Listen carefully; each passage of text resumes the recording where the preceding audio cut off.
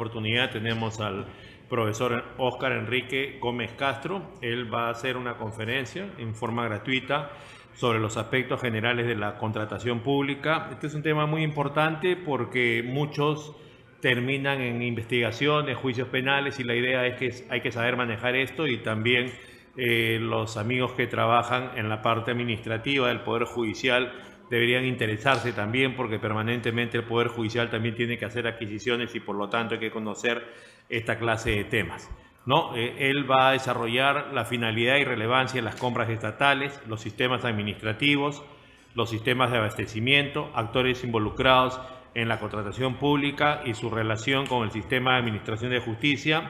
La especialidad que él tiene se basa en la experiencia que posee. Él es gerente legal y socio principal de Global Law Abogados, es vocal del Tribunal del Servicio Civil y anteriormente se ha desempeñado como superintendente de la SUNAFIL, ya él nos va a explicar este tema, Superintendencia de Fiscalización Laboral, árbitro especializado en contratación pública, y es profesor universitario en temas de su especialidad en la UNIFE, en la Universidad de San y también en la Academia de la Magistratura. La conferencia se denomina Aspectos Generales de la Contratación Pública y vamos a recibir al profesor Óscar Enrique Gómez Castro con un fuerte aplauso. Muy buenas tardes con todos. En primer lugar, agradecer la invitación de mi maestro, el doctor Neira, que ha tenido la gentileza de brindarnos esta oportunidad para compartir algunas experiencias, creo yo, vinculadas a un tema que en las actuales circunstancias del país no resulta un tema menor, ¿no? Todos el día viernes hemos visto videos y escuchado audios en los que precisamente se estaba negociando dinero del Estado a través de obras públicas, ¿no? Entonces, la importancia de la contratación pública fundamentalmente radica en que, en principio, tiene un sustento constitucional. La Constitución establece que los fondos públicos deben utilizarse en función a lo que la Ley de Desarrollo Constitucional, en este caso la Ley de Contrataciones del Estado, dispone. Y para eso existen procedimientos, para eso la ley ha sido reglamentada, y en ese orden de ideas es que vamos a plantear algunos comentarios al respecto. No sé si... De hecho, el doctor había planteado los temas principales. Ahí hay un sumario de repente un poquito más detallado y con algunos temas adicionales que en realidad pasan básicamente por entender finalmente cómo es que la contratación pública se relaciona con el sistema de administración de justicia. Efectivamente, muy bien lo ha dicho el doctor Neira, es una verdad de perogrullo que muchas veces estos temas de contratación terminan en temas penales. Pero no es el único ámbito. No es el único ámbito en la medida que, por ejemplo, el ente rector, OCE, tiene a su cargo un tribunal de contrataciones del Estado. Este tribunal de contrataciones del Estado tiene dos funciones fundamentales. Uno, sancionar a los proveedores que incurren en incumplimientos, y, en segundo lugar, resolver las controversias que se desarrollan al interior de los procesos de selección. Si esto es así, ¿y cómo se relaciona esto con el Poder Judicial? Porque estas decisiones que adopte este Tribunal de Contrataciones del Estado finalmente pueden ser recurridas a través de un proceso contencioso administrativo. Primer punto, donde también encontramos una relación con el sistema de administración de justicia. ¿Qué sucede con las controversias que se suscitan en la ejecución contractual? Una entidad selecciona a un proveedor, en el camino surgen controversias, eventualmente las famosas adendas, alguna controversia respecto a esta ejecución contractual, y la lógica nos diría que esta controversia, ¿quién la debe resolver? Siendo una ejecución de un contrato. Si fueran dos privados, la controversia se resuelve en el Poder Judicial. Sin embargo, en el caso de la contratación pública, la ley dispone que esta controversia sea resuelta a través, en principio, de la conciliación y finalmente a través del arbitraje. ¿Correcto? Son los árbitros los que van a resolver finalmente todos los temas vinculados a la ejecución de los contratos en los que interviene el Estado. Claro, como cualquier arbitraje, también puede finalmente terminar en el Poder Judicial a través de una solicitud de anulación del laudo arbitral. Esto a manera de antecedente lo teníamos previsto en la etapa final, sin embargo creo que valía la pena un poco contextualizarnos en el marco en el que queremos compartir estas experiencias. No sé si podemos pasar a la siguiente. Lo que planteamos ahí es un poco el marco normativo. Lo fundamental, dijimos, el origen de la contratación pública está en el artículo 76 de la Constitución, que lo vamos a ver a continuación. Y luego tenemos la Ley de Contrataciones del Estado y su reglamento. Ley que el 2016 fue modificada, se sacó una nueva ley, pero a raíz de los escándalos del caso Lavallato, se le hicieron ajustes el año 2017. En enero de 2017 se aprueba el decreto legislativo 1341 y en ese contexto hacen algunas precisiones adicionales en la perspectiva de tomar medidas más drásticas contra los que incumplan la norma. De hecho, tenemos también una norma de derecho público en el ámbito administrativo, es la Ley de Procedimiento Administrativo General. También, siendo contratos, supletoriamente se aplica el Código Civil y los pronunciamientos y las resoluciones de este tribunal que habíamos mencionado, que es el Tribunal de Contrataciones del Estado. La siguiente, por favor. Correcto, entonces, el artículo 76 de la Constitución lo que nos dice en concreto es: si se trata de contrataciones que realiza el Estado con fondos públicos, estas contrataciones necesariamente tienen que pasar por un procedimiento que la Ley de Contrataciones establece. Ese es el tema de fondo. Sin embargo, caben excepciones. Caben excepciones que el requisito principal es que estén autorizadas por ley. O sea, para que hayan excepciones, estas excepciones tienen que estar autorizadas por ley expresa. Y en segundo lugar, tienen que cumplirse principios básicos de la contratación: transparencia, igualdad de trato y eficacia. O sea, no es cualquier ley la que tiene que autorizar una excepción para salir del marco de la Ley de Contrataciones del Estado. Y en la siguiente diapositiva, si me persigue, precisamente se habla de estos regímenes especiales, mecanismos excepcionales. Y para graficar un poco mejor el tema, les voy a poner un ejemplo que creo que resulta bastante leccionador. Año 2013, el Ministerio de Justicia presenta un proyecto de ley para construir megapenales, 4 megapenales en diversas localidades del país. Pero en la perspectiva de hacer el procedimiento más eficiente, solicitan una exoneración de la Ley de Contrataciones del Estado. Entonces, el Congreso, a través de la Ley de Presupuesto, autorizó esta exoneración. Llega el año 2015, estábamos acompañando en esa época al ministro de Justicia y nos encontramos a que teníamos la posibilidad de construir un penal que costaba 500 millones de soles exonerados de la ley. Es decir, podíamos escoger sin ningún proceso de selección al proveedor que a nosotros nos parecía, o al ministro le pareciera en realidad, porque es el ministro el que toma la decisión. ¿Qué se hace? ¿Qué se puede hacer? ¿Qué se debería hacer en esos casos? La ley me autoriza a hacerlo sin proceso de selección, pero evidentemente si yo escojo a cualquiera, ¿qué va a generar eso? Cuestionamientos. O sea, por más que la ley a uno lo autorice a exonerarse de la Ley de Contrataciones del Estado, ahí se presentaba una controversia respecto a cómo tomar una decisión tan complicada. O sea, cómo una sola persona o un equipo de asesores pueden tomar la decisión de contratar sin proceso de selección. A ver, pues Graña. Teníamos un expediente técnico elaborado que valorizaba cada uno de los penales en 500 millones de soles. ¿Qué sucedió? Lo que se decidió fue, la ley nos exonera de hacer proceso de selección, pero no nos impide que hagamos un proceso de selección. Entonces, claro, para hacer un proceso en términos menos complejos que el de la Ley de Contrataciones, lo que se decidió fue hacerlo a través de un organismo cooperante. Naciones Unidas, por favor, ustedes son expertos en hacer procesos de selección, ayúdennos y asesórennos, firmamos un contrato y se dio inicio al proceso. ¿Qué sucedió en el camino? En el camino, luego de todo el proceso, se presentaron muchos postores.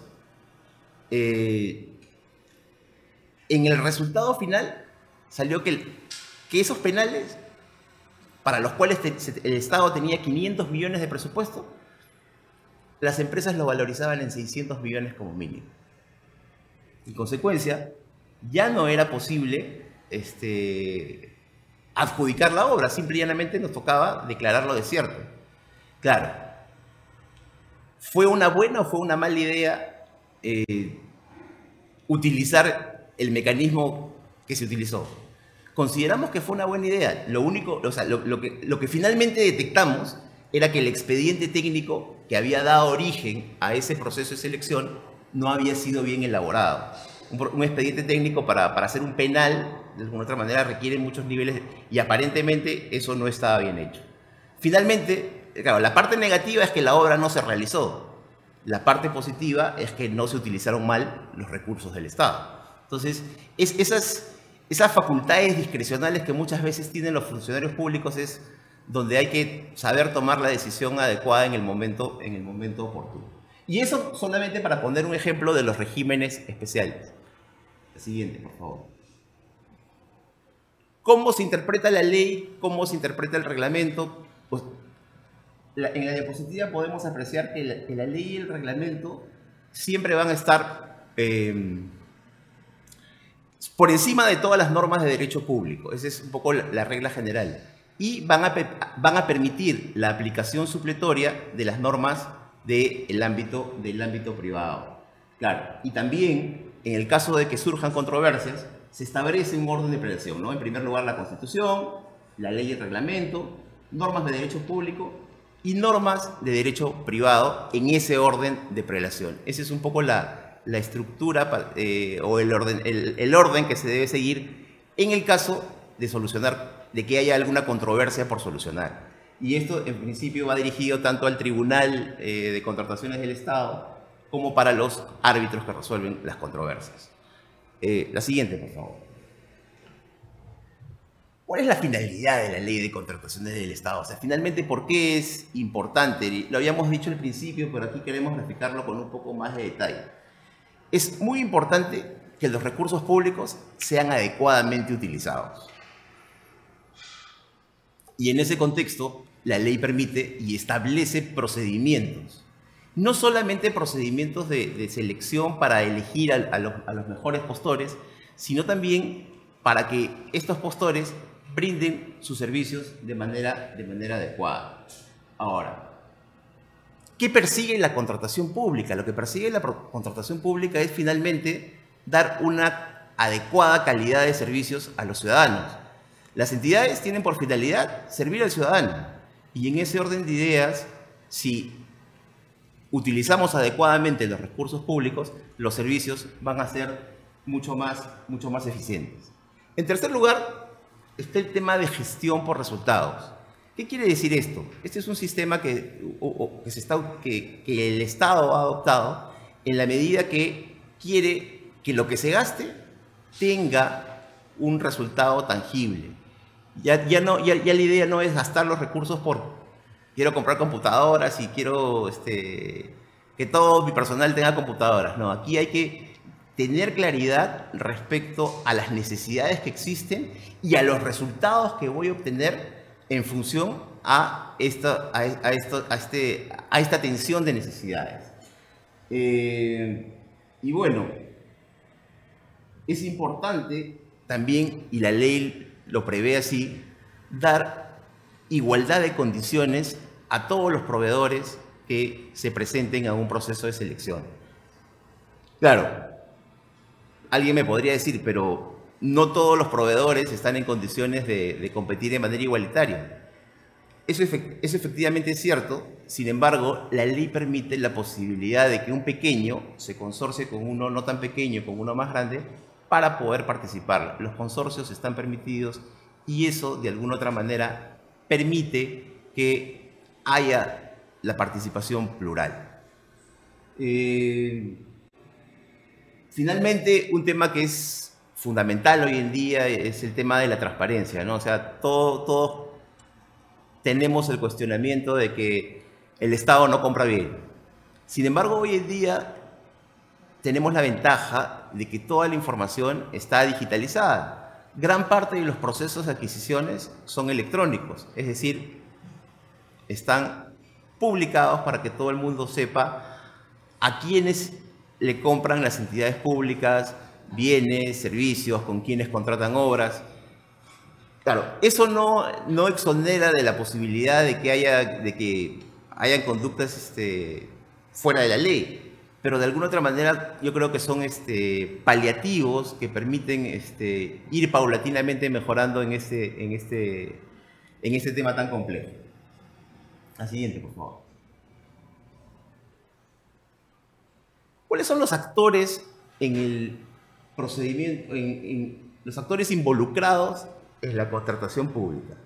Fundamentalmente hablamos de las entidades de la administración pública que vienen a ser los sujetos que contratan y los contratistas o proveedores. ¿Cuáles son las materias que se contratan? La adquisición de bienes, la adquisición de servicios y la ejecución de obras públicas. Estos actores, hay un poquito más creo. Estos actores efectivamente están en el marco de nuestra sociedad y pertenecen, como lo podemos ver, las entidades del sector público y los contratistas mayoritariamente al sector privado. Podrían haber entidades que ofrecen algunos servicios. ¿Qué queremos graficar acá? Entidades y contratistas se relacionan en la perspectiva de ofrecer o ejecutar contratos públicos que lo que persiguen es obtener un beneficio para la sociedad. Claro, en el camino, como hemos dicho, se pueden presentar algunas diferencias, algunas dificultades, pero que finalmente tienen que ser solucionadas para que el Estado pueda cumplir con su finalidad. La siguiente, por favor.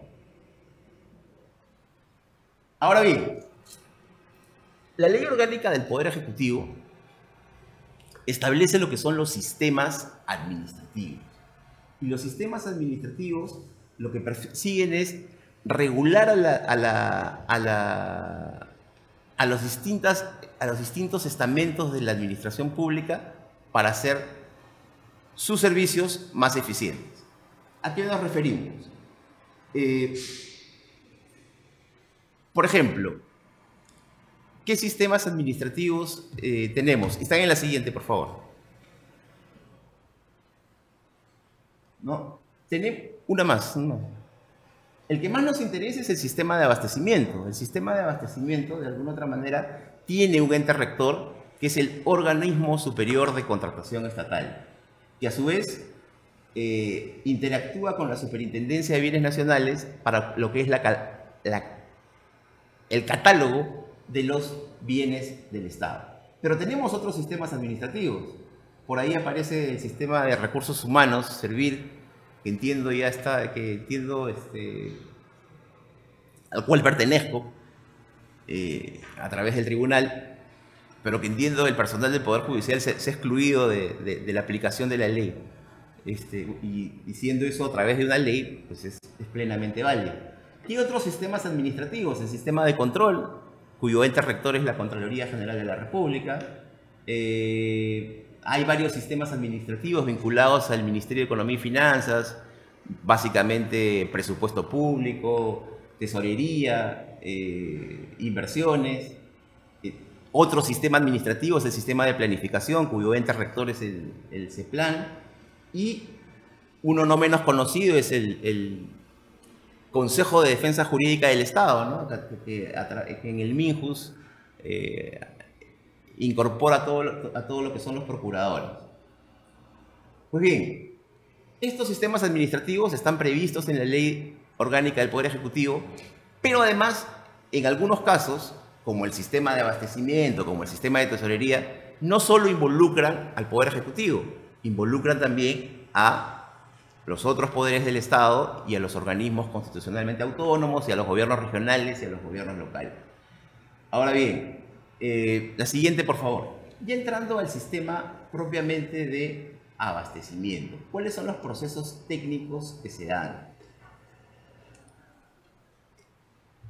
Y estos procesos técnicos de abastecimiento en realidad están vinculados a cómo se desarrolla el proceso de incorporación de un bien que es adquirido ya por la entidad. Recordemos que antes de esto, creo que vale la pena hacer la precisión, aquí no estamos hablando del procedimiento de selección para adquirir un bien o un servicio. Aquí estamos hablando de que una vez ingresado el producto a la entidad, ¿cuál es el flujo que recorre para ser utilizado en lo que decíamos en la perspectiva de alcanzar el bien público? Y me parece importante hacer la precisión de que el procedimiento de selección que debe desarrollarse requiere de un requisito fundamental. Una entidad no puede hacer un procedimiento de selección si es que previamente no tiene el presupuesto para ello. Es decir, el año anterior la entidad debe planificar cuáles, qué actividades, qué bienes desea adquirir, qué obras desea ejecutar, y debe verificar de que esas actividades se incorporen al presupuesto público. Incorporadas al presupuesto público, lo que hace la entidad es, a comienzos de año, elaborar su plan anual de contrataciones. En el plan anual de contrataciones se incorporan todos los procedimientos de selección que la entidad espera desarrollar. Finalmente, se desarrollan los procedimientos de selección y es ahí donde pasamos a esta etapa en la que estamos viendo cuáles son los pasos que se siguen para, desde que ingresa el bien a la entidad, cómo se distribuye y cómo finalmente llega a manos de los que deben usar, o finalmente también el bien es desechado cuando ya cumple con su finalidad. La siguiente, por favor. Aquí queremos mostrar una cifra muy importante. El Estado adquiere en bienes, servicios y obras más de 34.000 millones de soles al año. Esta es la estadística del año 2016. Entonces, esa plata, repito, como lo dije al principio, son recursos del Estado, son recursos de todos los peruanos. Ahí radica, creo yo, la importancia de que estos recursos sean bien utilizados. En la medida que sean bien utilizados, evidentemente, los que van a resultar beneficiados es precisamente toda la población. Y tenemos un poquito más de estadísticas respecto al uso de los recursos, ¿no? Porcentualmente, esos 34.000 billones, 25% son bienes, 41% son obras, 30% son servicios y el 2.45% son supervisión de obras. Ahora bien, queda claro que en lo que más gasta el Estado es en construcción de hospitales, carreteras, colegios, en fin. Y claro, es también obras de saneamiento, ¿no? Porque esas son las obras. Y claro, ahí es donde muchas veces surgen problemas y surgen dificultades. La siguiente, por favor. Aquí también hay una breve descripción de cómo se han distribuido los montos adjudicados por gobierno central, por gobiernos regionales. Lo que llama aquí la atención es que la mayor cantidad de recursos, ¿quién las dispone? Los gobiernos locales. Lamentablemente, la realidad del país nos dice que no son los gobiernos locales los que están mejor capacitados para ejecutar estos recursos. En algún momento conversábamos con algunos colegas que de repente un mecanismo para solucionar problemas en la ejecución es, no sé si OCE o alguna otra entidad, asuma la contratación directamente de todos los temas realmente grandes, porque se requiere definitivamente un nivel de especialización para, por lo menos, la ejecución de obras públicas. De hecho, adquisición de bienes útiles de oficina, esas cosas son mucho más sencillas, además que ahora ya se hacen por medios electrónicos. Pero el problema es serio y vemos que todavía no hay una solución clara para lograr que el Estado utilice adecuadamente sus recursos públicos. La siguiente, por favor.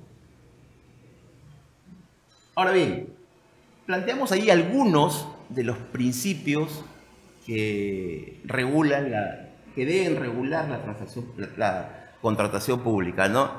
La libertad de concurrencia es uno de los principales, o sea, cualquier proveedor inscrito como tal en OCE debería poder participar en todos los procesos de selección. Y un tema complicado es el principio de igualdad de trato. Todos los postores deberían ser tratados de la misma manera y por ahí hay veces tenemos algunas deficiencias. Hablábamos de la transparencia hace un instante, la publicidad, la competencia, la eficacia y la eficiencia, fundamental también la vigencia tecnológica y todos esos principios que tienen a la vista que deberían articularse y deberían de alguna otra manera cumplirse para que los procesos de selección efectivamente se desarrollen de manera adecuada, de manera transparente. La siguiente, por favor. Cuando hablamos del ámbito subjetivo de la Ley de Contrataciones del Estado, ¿a qué nos referimos? Nos referimos a qué entidades deben cumplir la ley. Y claro, en principio están todas las entidades del Poder Ejecutivo, el Poder Judicial, organismos constitucionalmente autónomos, gobiernos regionales, gobiernos locales, empresas del Estado, Fuerzas Armadas. Pero la regla general, ¿saben cuál es? La regla general es cualquier entidad que utilice recursos públicos, en líneas generales, debería estar bajo el ámbito, o debe estar, mejor dicho, bajo el ámbito de la Ley de Contrataciones del Estado. Toda entidad que use fondos públicos, y eso viene, como lo hemos referido con anterioridad, desde la propia Constitución que establece eso, ¿no? La siguiente, por favor. Respecto al ámbito objetivo, nos referimos, cuando hablamos de ámbito objetivo de la ley, a aquellas contrataciones que realizan las entidades que hemos señalado previamente, para proveerse de bienes, servicios u obras necesarias para el cumplimiento de sus funciones, asumiendo la obligación de pagar al proveedor la respectiva retribución con cargo a fondos públicos, ¿no? Ese es el ámbito objetivo, la contratación. El ámbito subjetivo son las entidades obligadas a cumplir la ley. Sin embargo, hay algunos supuestos, la siguiente por favor, en los que la propia ley establece que la ley no debe aplicarse. En primer lugar, contratos bancarios y financieros. Las entidades son libres de ver con qué banco contratan. Eso no hay ninguna limitación. También las contrataciones que realizan nuestras embajadas en el extranjero, evidentemente en el extranjero no les vamos a pedir que cumplan la ley de contrataciones. Si tienen que adquirir servicios o bienes, eso lo pueden hacer directamente. La contratación de notarios públicos, tampoco. Las entidades pueden escoger al notario que ahí hay libre competencia. Igual sucede con los servicios brindados por conciliadores y árbitros. ¿Cómo es la selección de árbitros para solucionar una controversia? La selección de árbitros es, si es un tribunal arbitral, cada entidad elige libremente su árbitro. Y el árbitro de cada parte, o mejor dicho, los árbitros de cada parte deciden quién preside el tribunal. Esa es más o menos la regla general. Cuando no hay acuerdo entre las partes, lo que sucede es que OCE designa de una lista que tiene a los árbitros que se harán cargo de resolver la controversia. También tenemos que las contrataciones realizadas en el marco de exigencias de organismos internacionales tampoco están en el ámbito. Los contratos de locación celebrados con presidentes de directorio tampoco están. Y las famosas asociaciones público-privadas que hoy en día el Estado implementa a través de Proinversión tampoco están en el marco de la ley de contrataciones. Tienen su propia reglamentación, su propia ley. La siguiente, por favor. Ahora, tenemos otros supuestos en los que no se aplica la ley, pero aquí sí hay un nivel de supervisión. En la ley de contrataciones del Estado tenemos una norma que establece que las compras de bienes o servicios menores a 8 UIT no requieren de un proceso de selección. ¿Correcto? Contrataciones cuyos montos sean iguales o inferiores a 8 UIT. 8 UIT estamos hablando de más de 32.000 soles y en teoría las oficinas de logística pueden comprar libremente, en teoría.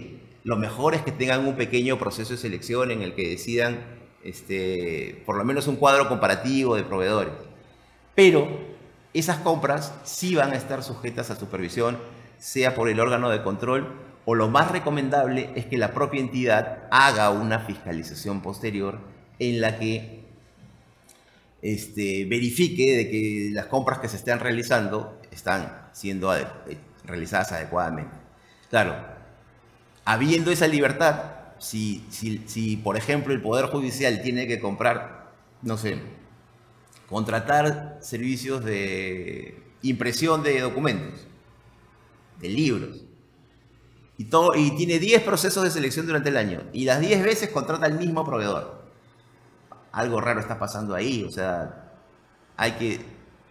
hemos hablado de que tiene que haber igualdad de trato con todos los proveedores, y por más de que estas compras estén exoneradas del cumplimiento de la ley, o no se les aplique la ley, tiene que haber algún criterio de razonabilidad para ello. Otro supuesto que no está, en el que no se aplica la ley es la contratación de servicios públicos siempre que exista un solo proveedor. Si voy a contratar telefonía, sí tengo que hacer mi proceso de selección porque proveedores de telefonía hoy en día hay varios, no sé cuántos, pero hay varios. También es un supuesto de inaplicación los convenios que celebran las entidades públicas, ¿no? Si celebran convenios, por más que haya intercambio de recursos, están fuera del ámbito de aplicación de la ley. Las contrataciones con proveedores no domiciliados cuando se cumplan determinadas condiciones y la contratación de seguros patrimoniales con proveedores no domiciliados. Si tengo que contratar un seguro en el extranjero, no necesariamente voy a aplicar la ley de contrataciones. Correcto. ¿Y quiénes no pueden contratar con el Estado? ¿O todos podemos contratar con el Estado? Lo siguiente, por favor. Los impedimentos para contratar con el Estado son una lista de casos de personas naturales y jurídicas que tienen prohibido vender al Estado, ya sea vender bienes, servicios o realizar trabajos de consultoría o de obras. O sea, no pueden ser contratistas o subcontratistas. Hay un listado muy extenso, pero por ejemplo, el presidente de la República, los ministros, viceministros, los magistrados tampoco pueden contratar con el Estado, los alcaldes. O sea, hay una lista muy extensa que tiene que ser permanentemente actualizada. Y claro, hoy en día se pone especial incidencia en quienes tienen antecedentes penales, cosas de ese tipo, porque la idea de la ley es evitar correr cualquier tipo de riesgo, ¿no? Finalmente, o casi finalmente, la siguiente, por favor. Un poco lo que habíamos comentado al comienzo, ¿no? ¿Cómo se relacionan todos estos temas de contratación pública con el sistema de administración de justicia? Habíamos dicho que la solución de controversias durante el proceso de selección, ¿sí?, lo resuelve el Tribunal de Contrataciones del Estado. Y lo resuelve con una decisión que agota la vía administrativa y que a su vez puede ser cuestionada a través de un proceso contencioso administrativo. Ese es una primera relación directa, creo yo, que hay entre la contratación y el sistema de administración de justicia. Ahora, también hemos dicho ya, lo recapitulamos, que la solución de controversias en la ejecución de los contratos, la ley dispone que se resuelvan a través de la conciliación, poquísimas veces se resuelve a través de la conciliación, y el otro mecanismo es el arbitraje. El arbitraje que es regulado también en este caso. O sea, la ley de contrataciones del Estado dispone que las controversias que se susciten en la ejecución contractual no vayan al Poder Judicial, sino se resuelvan a través de un arbitraje. Y, como dijimos también, este arbitraje puede llegar al Poder Judicial a través de una anulación del laudo arbitral. Dentro de las competencias del OCE también están los procedimientos administrativos sancionadores que se le siguen a los contratistas que no cumplen con las normas, ¿correcto? El incumplimiento de las normas por parte de los contratistas da origen a procedimientos sancionadores. Procedimientos sancionadores que también son resueltos por el Tribunal de Contrataciones del Estado del OCE y que, como mencionamos previamente, también podrían terminar en un proceso contencioso administrativo.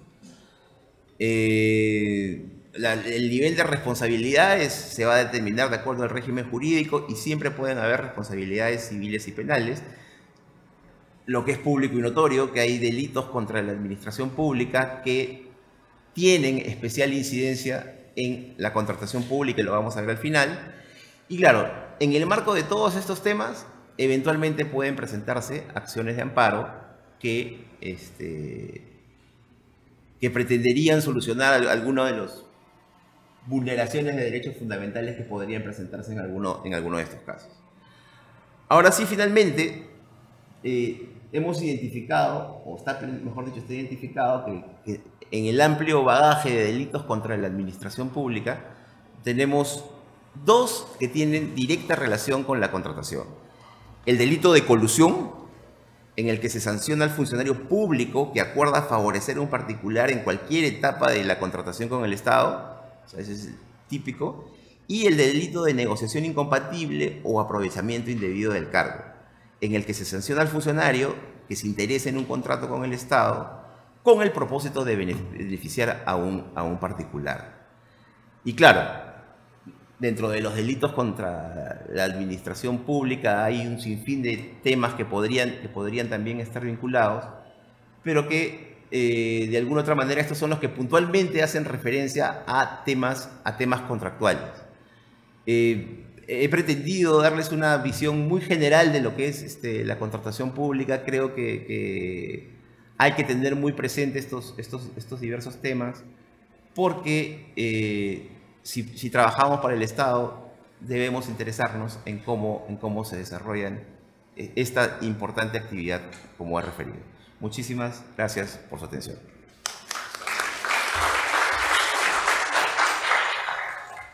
Tenemos alguna pregunta, ¿no? Sí. Si desean hacer algunas preguntas, por favor, se identifican y la plantean.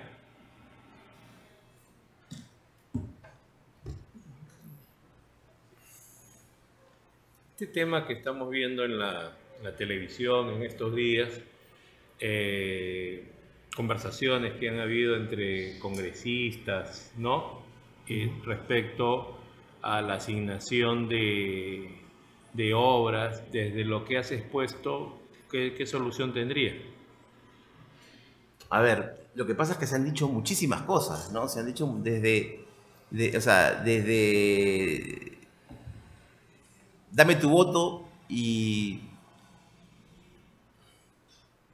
tendrás recursos para contratar en tu región, hasta por ahí he escuchado de que en la comisión de presupuesto se reparte el presupuesto en función a los intereses de los congresistas.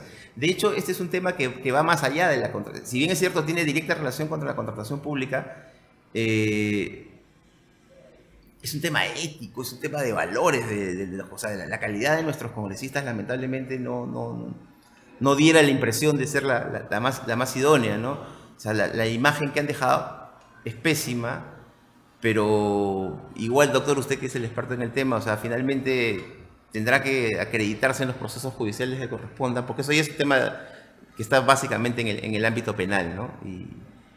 Y veremos cómo termina finalmente todo esto, ¿no? Bien, ¿tienen alguna pregunta? Muchísimas gracias. Bueno, en todo caso, muchas gracias. Señorita, sí, por favor. No, creo que más se entendí bien cuando señaló que las autoridades regionales o locales no están capacitadas para el tipo de contratación del Estado. A ver, no es que de repente ahí lo expresé como una generalidad. Lo que pasa es que tenemos tantas municipalidades, son más de 2000 y pico, que realizar contratación pública requiere determinados niveles de especialización. Y una de las deficiencias del ente rector, en este caso de OCE, es no llegar con capacitación a todo el país. Entonces, lo que planteamos en la diapositiva era que la mayor parte de recursos se van a las municipalidades, porque claro, si tenemos 2.500 municipalidades a nivel nacional, así les toque poquito, igual la cantidad es muy, muy importante.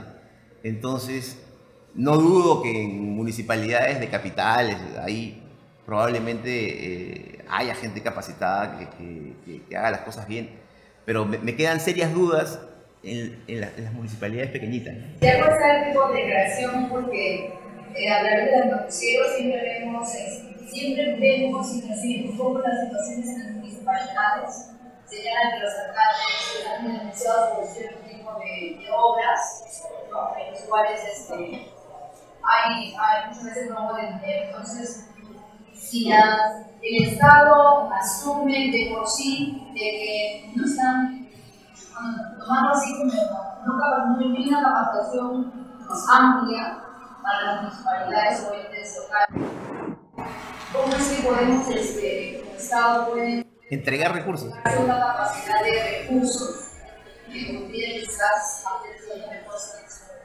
Yo les mencioné en el transcurso de la exposición, claro, de repente lo que pasa es que, y ahora me imagino de que eso se va a acentuar, tenemos un presidente de la República que ha sido presidente regional y que está en la línea de la descentralización, ¿no? Entonces la idea es que cada gobierno regional administre sus recursos, es más, ellos quisieran recaudar sus impuestos, en fin. El tema es complejo porque si nos remontamos en los últimos años, ¿cuántos presidentes regionales han terminado involucrados en actos delictivos? ¿Cuántos alcaldes? O sea, lamentablemente esa es la parte que queda mucho por hacer, ¿no? Que queda mucho por hacer, porque finalmente presidentes regionales, gobernadores, alcaldes, congresistas, los elige la población.